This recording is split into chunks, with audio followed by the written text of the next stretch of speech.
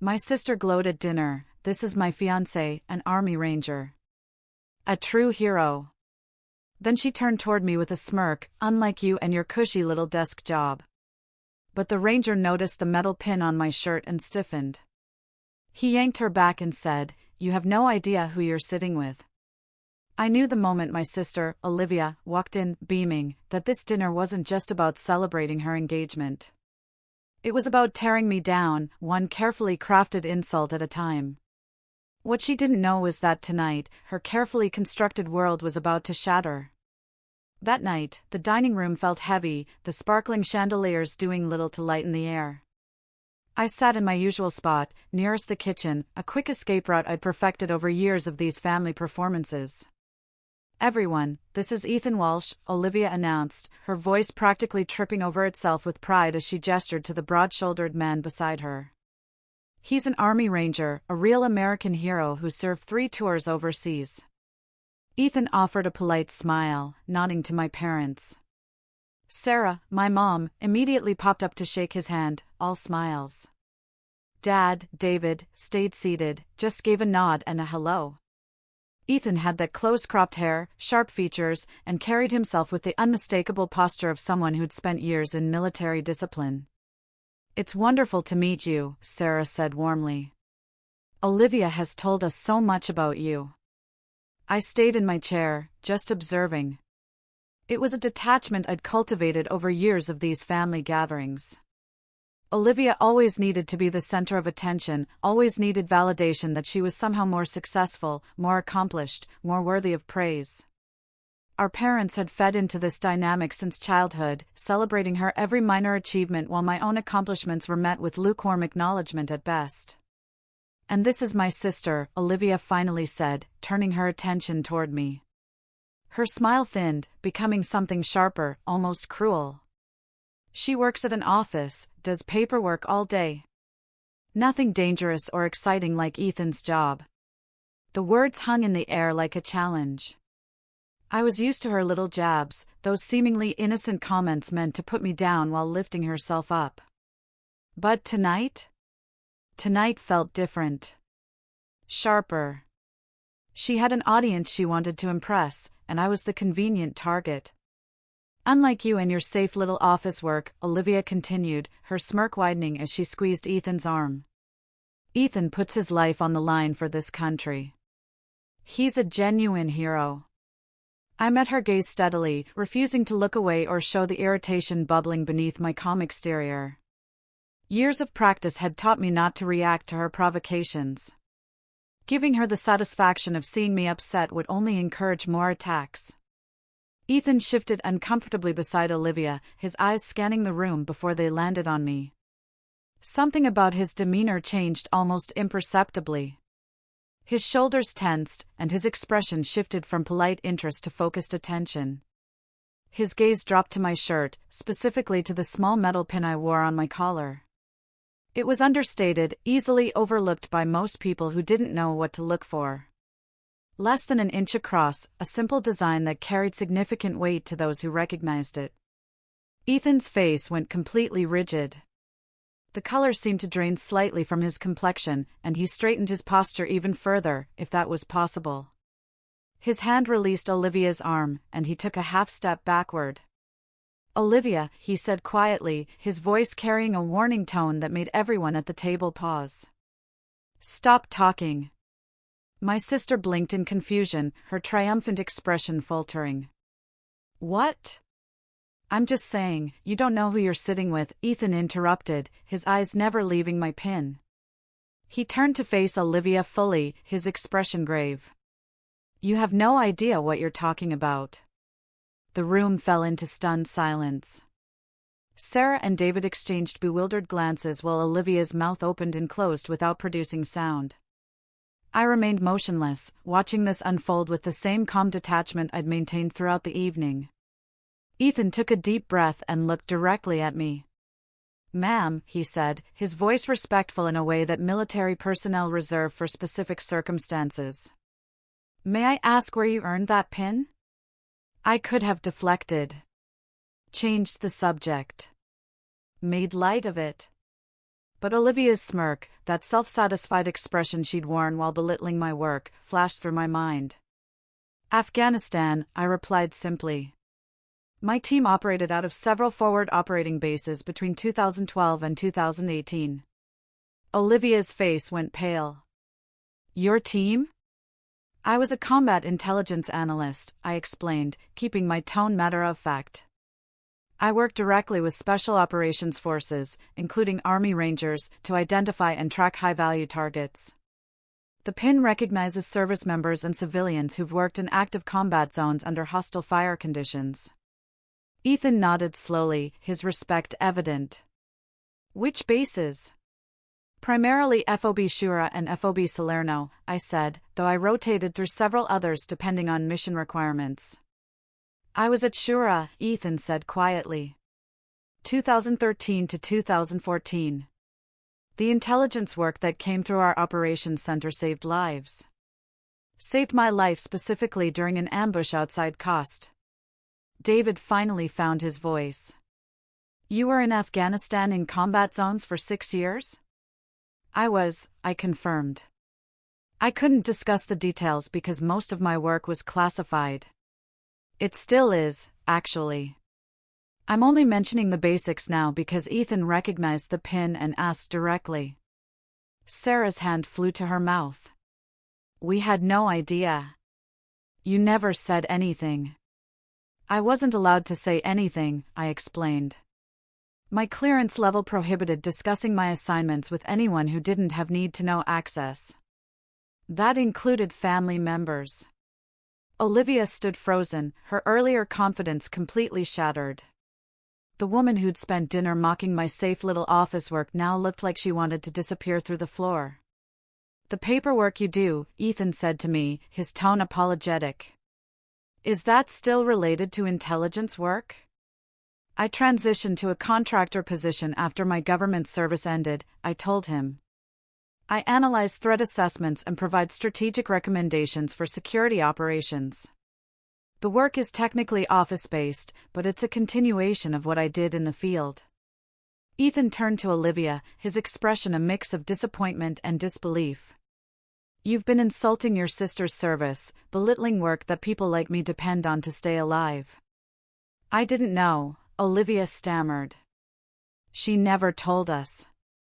How was I supposed to know? Maybe by not assuming you know everything about someone's life, I suggested quietly. Maybe by not using my career as ammunition to make yourself feel superior. The dinner proceeded in awkward silence after that. Sarah attempted to restart conversation several times, asking Ethan about his service and me about my experiences, but the damage had been done. Olivia barely touched her food, her earlier triumphant mood completely destroyed. As dessert was being served, Ethan leaned toward me. I want to apologize for not stepping in sooner. I should have said something the moment she started making those comments. You didn't know the situation, I replied. And you certainly didn't expect your fiancé's sister to be someone with that background.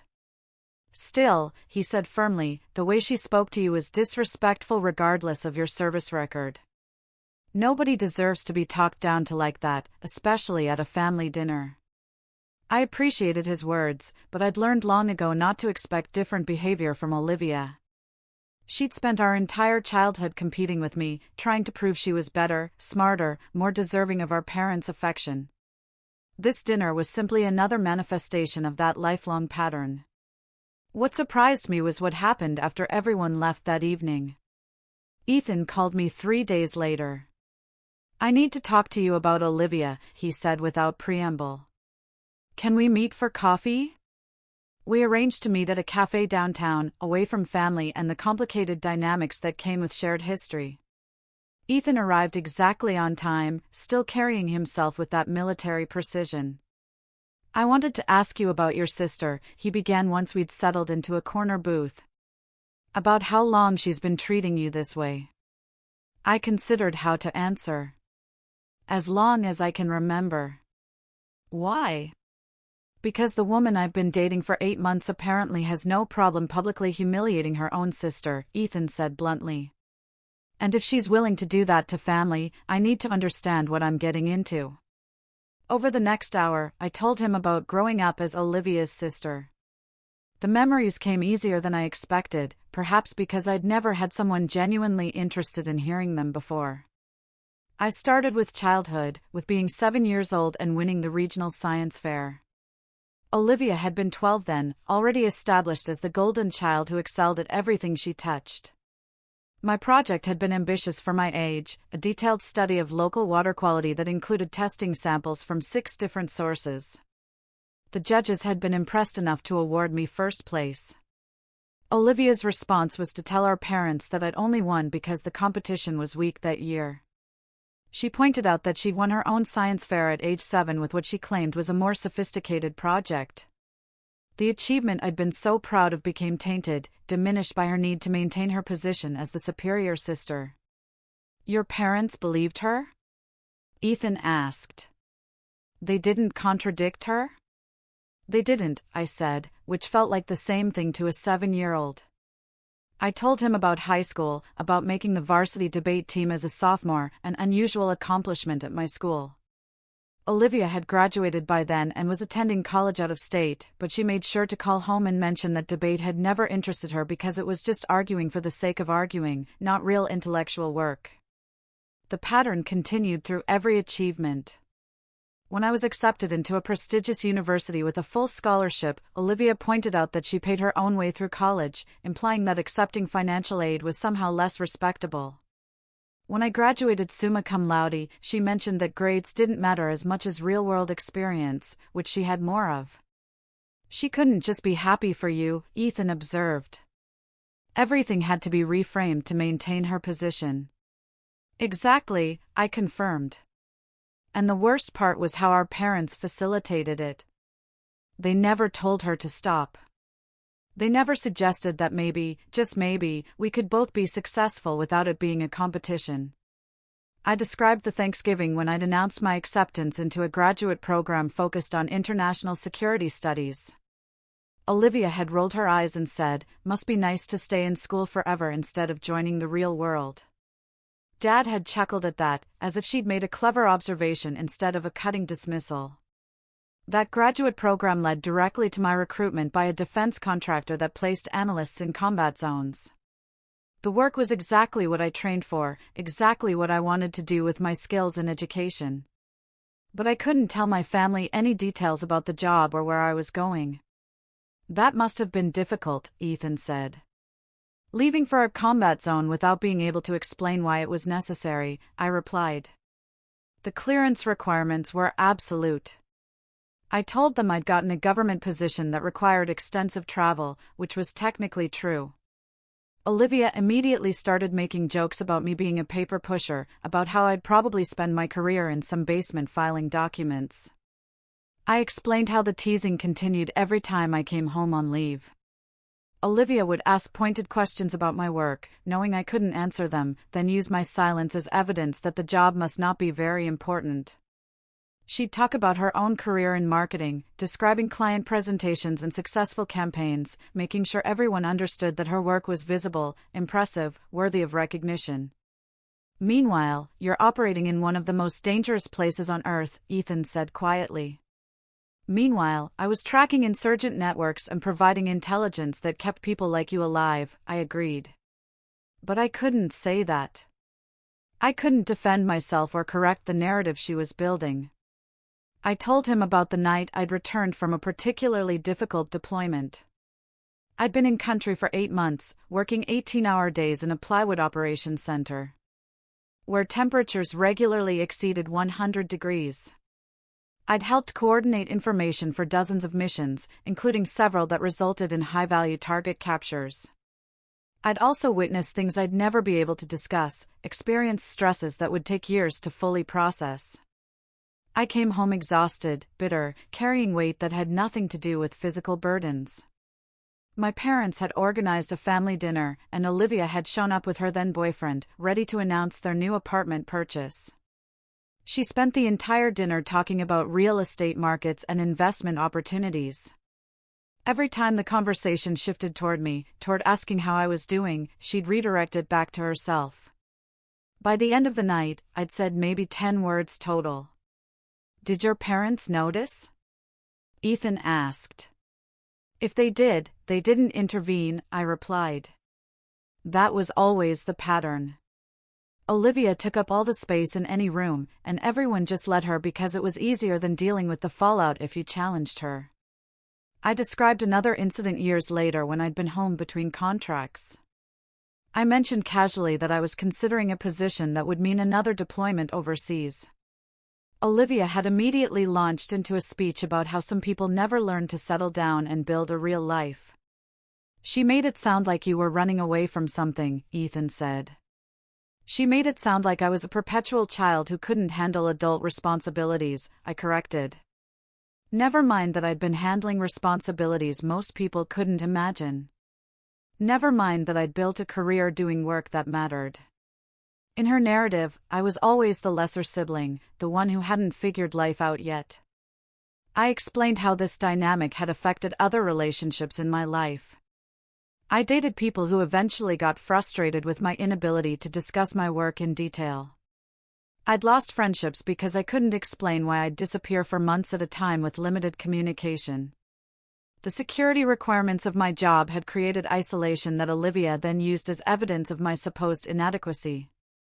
She'd point out that I wasn't married, didn't have children, didn't own property, all the traditional markers of success that she'd achieved.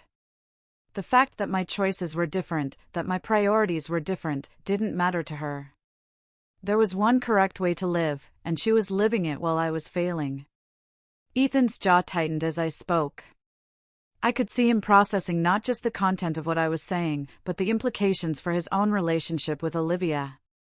When did you realize it wasn't going to change? He asked. Probably around year 4 of my service in Afghanistan, I admitted. I came home on leave, and she was there with yet another boyfriend talking about wedding plans. She asked what I'd been doing, and when I gave my standard vague response about classified work, she laughed and said, "Still playing spy games, huh? When are you going to get a real job?" That moment had crystallized something for me. Olivia wasn't going to suddenly develop empathy or understanding. She wasn't going to wake up one day and realize she'd been cruel. Her identity was too wrapped up in being superior, in being the successful one, to allow space for acknowledging my actual accomplishments. So, I stopped expecting anything different, I continued. I stopped hoping she'd change or that my parents would finally see the pattern. I just accepted it as the reality of my family dynamic and focused on the work that mattered to me. I told Ethan about the pin I wore, the one he'd recognized at dinner. It had been awarded during a ceremony at Bagram Airfield attended by military leadership and intelligence personnel who understood the significance of the work we did. The citation that came with the pin was classified, but it acknowledged service under hostile fire conditions and contributions to successful combat operations. I wore it home once, I said. Olivia asked what it was, and I said it was a service recognition. She barely glanced at it before changing the subject back to herself. She had no idea what it represented, no curiosity about what it might signify. It was just another thing about me that wasn't worth her attention. Ethan sat quietly for a moment, processing everything I'd shared. I could see the conflict playing out across his face. The man who'd fallen for Olivia's charm now grappling with evidence of who she was beneath that charming surface. The woman I've been dating, he finally said, isn't who I thought she was. She's good at presenting a certain image, I replied. She always has been. But underneath, there's this need to be the best, the most important, the most worthy of attention. And anyone who threatens that position becomes a target. I explained how this had extended beyond just our sibling relationship. Olivia had a history of friendships that ended badly, of professional relationships that soured, of patterns that repeated themselves with different people in different contexts. But she never examined her own role in these failures. There was always an explanation that absolved her of responsibility, always someone else who was at fault. And your parents never challenged this? Ethan asked. They enabled it, I said.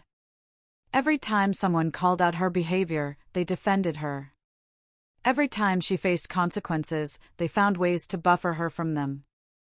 They created an environment where she never had to examine herself or grow beyond her worst impulses. Ethan listened without interrupting, his expression growing increasingly troubled. When I finished, he sat back in his seat and exhaled slowly. After that dinner, I started paying attention to how she talks about other people, he admitted. Her coworkers, her friends, even strangers.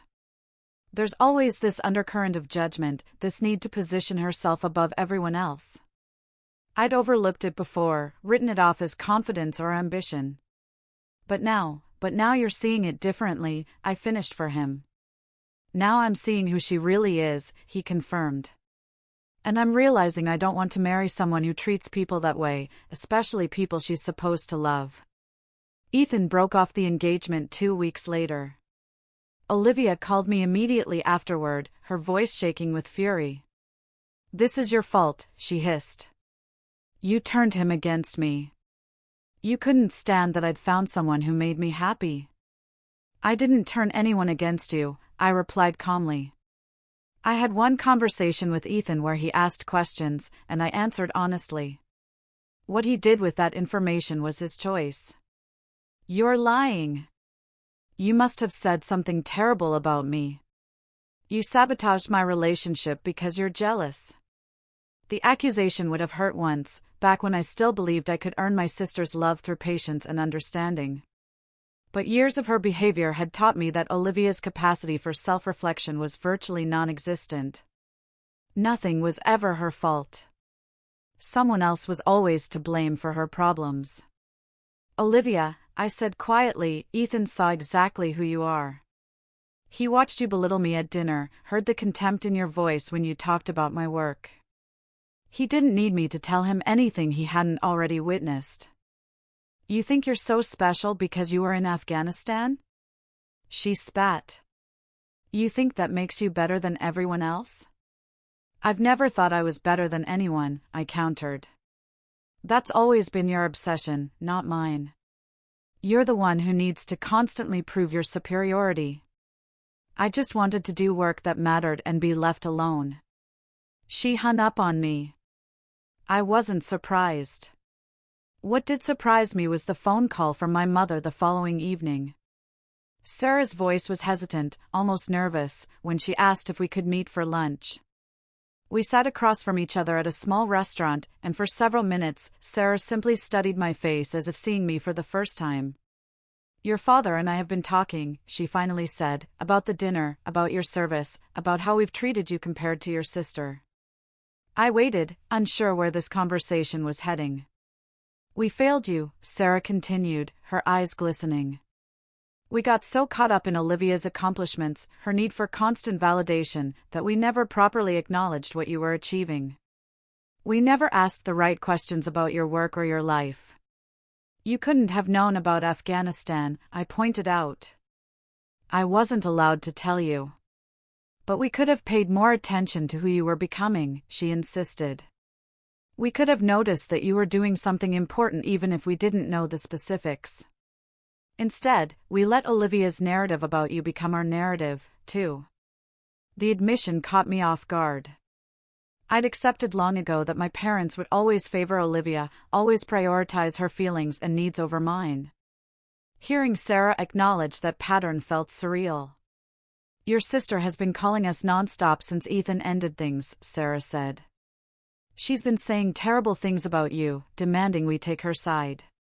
And for the first time, your father and I realized we were hearing the same story we'd heard dozens of times before." "What story?" "That nothing is ever her responsibility," Sarah explained. "That her problems are always someone else's fault, that the world is unfair to her, specifically. We'd always accepted that narrative because it was easier than challenging her. But watching her try to blame you for the consequences of her own behavior finally opened our eyes." I didn't know how to respond. This conversation felt like vindication for decades of being overlooked and dismissed. But it also felt too late. The damage had already been done. I'd already learned to expect nothing from my family. Already built protective walls that wouldn't easily come down. I'm not telling you this because I expect forgiveness, Sarah said. I'm telling you because you deserve to know we understand now. We see what we did wrong, and we're going to do better. What does that mean, practically? I asked. It means we're not going to enable Olivia's behavior anymore, she replied firmly. It means we're going to hold her accountable when she treats people badly.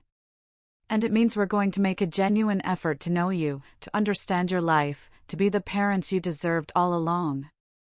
I wanted to believe her. Some part of me, the part that had craved parental approval throughout childhood, desperately wanted to accept these words at face value. But another part remained skeptical, protective, unwilling to make myself vulnerable to more disappointment. I appreciate you saying that, I told her carefully. But I need to see actions, not just hear promises. Fair enough, Sarah agreed. We'll prove it through how we show up from now on.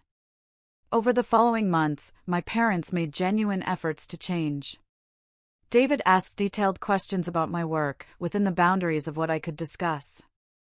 Sarah invited me to lunch regularly, one-on-one, with no mention of Olivia or expectations that I'd fix the family dynamics. Olivia, meanwhile, spiraled. Without the buffer of our parents running interference, without the safety net of knowing they'd always take her side, she found herself facing consequences for her behavior. Friends began distancing themselves after witnessing her pattern of putting others down.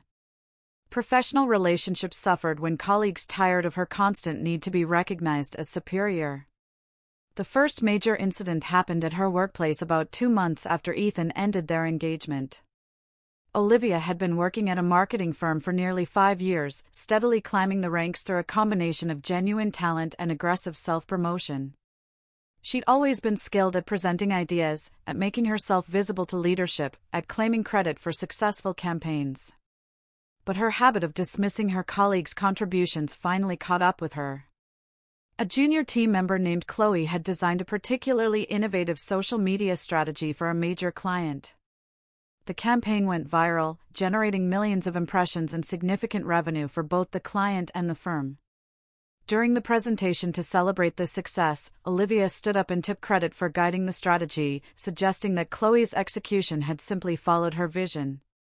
Chloe, who'd apparently reached her limit with Olivia's behavior, politely but firmly corrected the record. She pulled up email timestamps showing her original pitch, complete with concepts that Olivia had initially criticized. Other team members backed Chloe's version of events, and suddenly the leadership team was seeing a pattern they'd overlooked before. Sarah told me about this during one of our lunches. "Your sister called me crying," she said. She said her coworkers had ganged up on her, that they were jealous of her success and trying to sabotage her reputation. "What did you tell her?" I asked. "I told her that maybe she needed to think about why this keeps happening," Sarah replied. "About why people keep pushing back against her." It didn't go well. She accused Sarah of siding with strangers over her own daughter. The conversation between Sarah and Olivia apparently escalated into a full argument, the kind they'd never had before. Sarah finally voiced concerns she'd held privately for years about Olivia's mistreatment of me, about her tendency to blame others, about her inability to take responsibility for her own actions. "She hung up on me," Sarah said. "And she didn't call back for 3 weeks. During those 3 weeks, more of Olivia's relationships deteriorated. Her close friend Jessica, who had been her roommate in college, apparently reached a breaking point after Olivia made dismissive comments about Jessica's engagement ring. According to Sarah, Olivia had suggested that the ring was modest and that Jessica's fiancé should have saved longer to buy something more impressive. Jessica responded by detailing years of similar comments, of backhanded compliments and subtle put-downs that had slowly eroded their friendship. She told Olivia she was tired of feeling diminished, tired of having her happiness qualified and judged. The friendship ended over text message.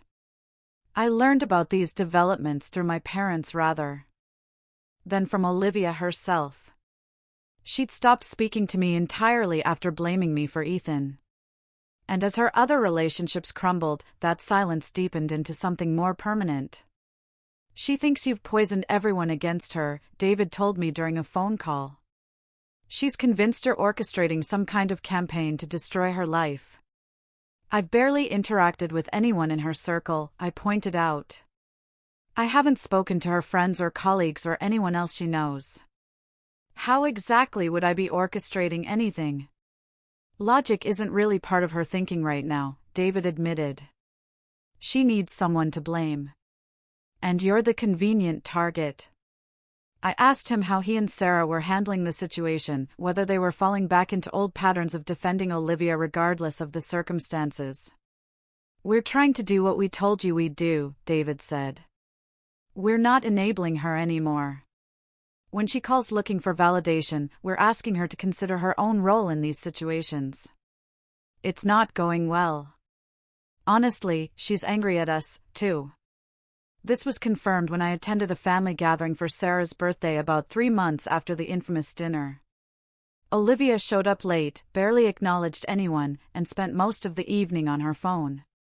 When Sarah asked if she was all right, Olivia snapped that she was fine. Clearly, everything was fine. Why did everyone keep asking her that? The tension in the room was palpable. I watched this woman who had once commanded every conversation, who'd filled every space with her personality and demands for attention, now sitting isolated in the corner of our parents' living room. Part of me felt vindicated. A larger part just felt sad that it had come to this. Later that evening, after most guests had left, Olivia cornered me in the kitchen. Her face was flushed, whether from wine or emotion, I couldn't tell. Are you happy now? She demanded, keeping her voice low enough that our parents wouldn't hear from the next room. Is this what you wanted? Everything falling apart for me? I never wanted anything to fall apart for you, I replied honestly. I just wanted you to stop treating me like I was less than you. I never treated you that way, she insisted, and I realized with startling clarity that she genuinely believed this. In Olivia's mind, her constant comparisons and dismissive comments had been normal sibling dynamics, perhaps even motivational. She couldn't see the cruelty in her actions because she'd never examined them from anyone's perspective but her own. Olivia, I said carefully, at that dinner with Ethan, you mocked my work in front of everyone. You called it safe and boring. Implied that what I do doesn't matter. You've been doing versions of that my entire life. I was just being honest, she protested. I was just saying that Ethan's job was dangerous and yours wasn't. That's not an insult. It's just a fact. Except it wasn't a fact, I reminded her. And even if it had been, there was no reason to frame it as a comparison designed to make me look smaller. You could have celebrated Ethan's service without putting me down. But you didn't, because putting me down is what you do. Her expression hardened. Everyone thinks you're so noble now, so heroic. Poor, underappreciated sister who was serving her country while mean Olivia was at home being successful. But you know what? You chose not to tell anyone what you were doing. You chose that secrecy. So don't blame me for not knowing something you deliberately hid. She had a point.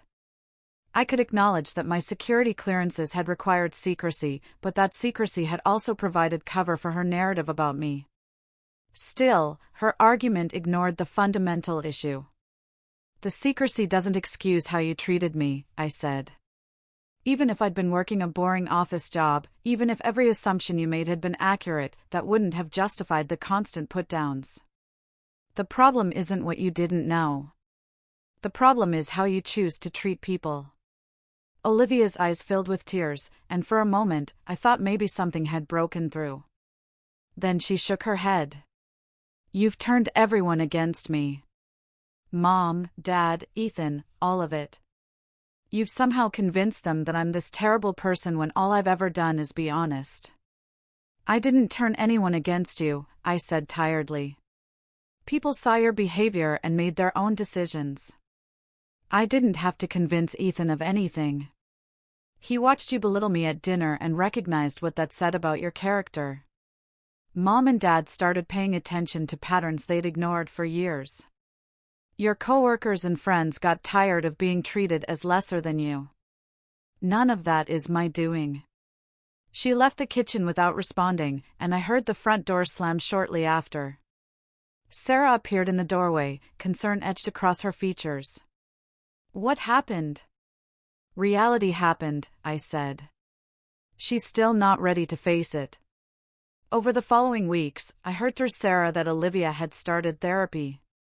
Apparently, her supervisor at work had suggested it as part of a performance improvement plan, framing it as support for stress management, but clearly hoping it might address some of the interpersonal issues affecting her team dynamics. Do you think therapy will help her? Sarah asked during one of our lunches. Only if she's willing to be honest with the therapist, I replied. And more importantly, honest with herself. If she goes in determined to prove that everyone else is wrong and she's the victim, then no, therapy won't help at all. I didn't have high hopes based on Olivia's track record of deflecting responsibility. But I also recognized that people could change if they genuinely wanted to, if they were willing to do the difficult work of examining their own behavior and its impact on others. Months passed. I settled into my civilian contractor work, finding satisfaction and applying my skills to threat analysis without the stress of operating in active combat zones. My relationship with my parents continued improving through consistent, honest communication. David started asking about my day-to-day life, showing genuine interest in the person I was rather than the person he'd assumed I should be. Ethan and I maintained our friendship, meeting occasionally for coffee or lunch. He'd started dating someone new, a teacher he'd met through mutual friends, and seemed genuinely happy. How are you doing with everything that happened? I asked him during one of these meetups. Honestly, relieved, he admitted. I keep thinking about what my life would have been like if I'd married her. If that dinner hadn't happened, if I hadn't seen her true character, I'd be tied to someone who fundamentally doesn't respect other people. That's a terrifying thought. He paused, then continued. I also keep thinking about all the red flags I ignored. The way she talked about her coworkers, how she'd get irritated if a server made a mistake at a restaurant, small moments that I dismissed as stress or bad days, but they weren't isolated incidents. They were patterns I chose not to see because I was focused on who I wanted her to be rather than who she actually was. She blamed me for all of it, naturally.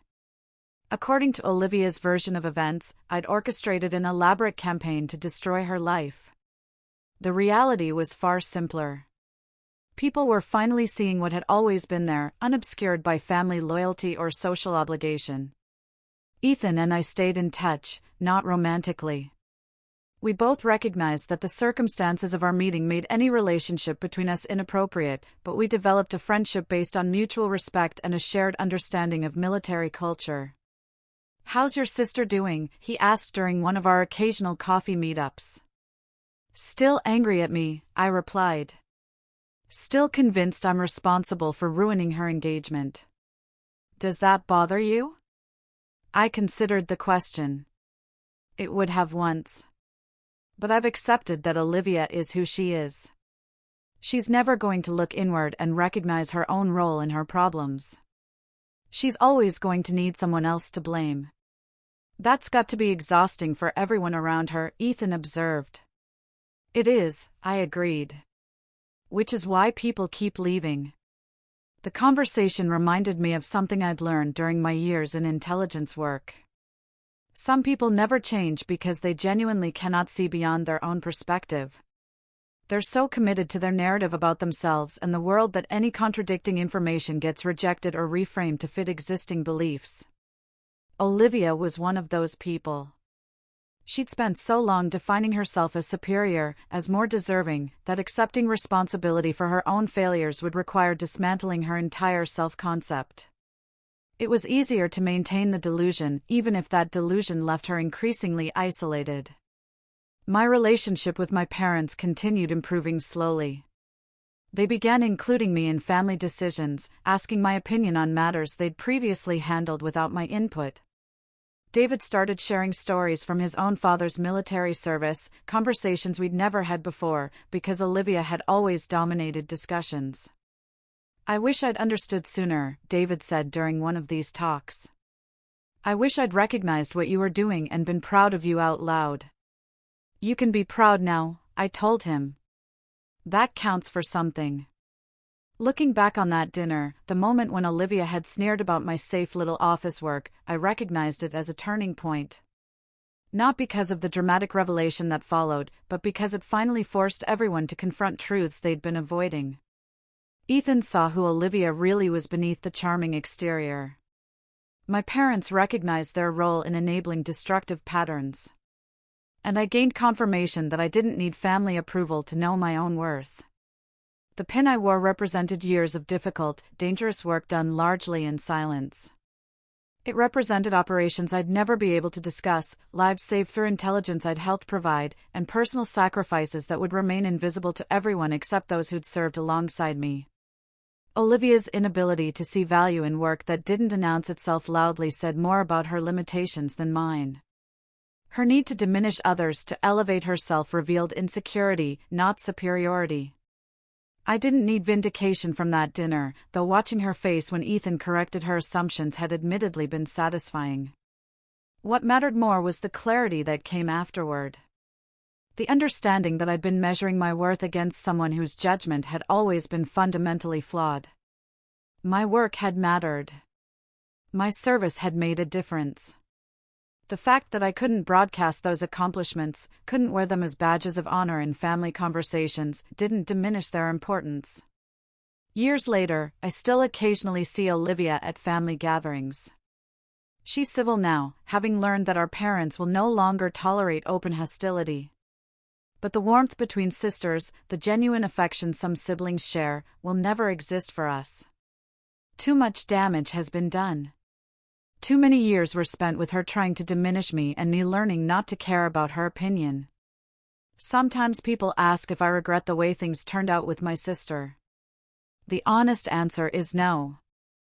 I regret that we never had a relationship siblings are supposed to have. I regret that our parents' choices created such dysfunction.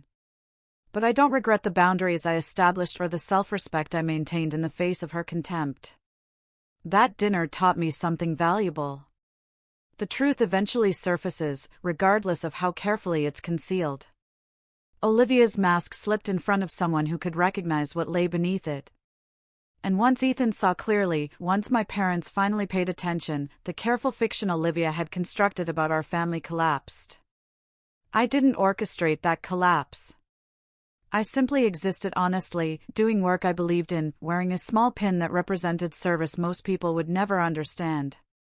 Everything else followed from Olivia's choices, not mine. Sometimes justice isn't about revenge or dramatic confrontations. Sometimes it's simply about truth being recognized and valued by people who matter. That dinner gave me that recognition, not because I demanded it, but because circumstances finally revealed what had always been there. What would you have done if you were me, watching your sister's carefully built world crumble?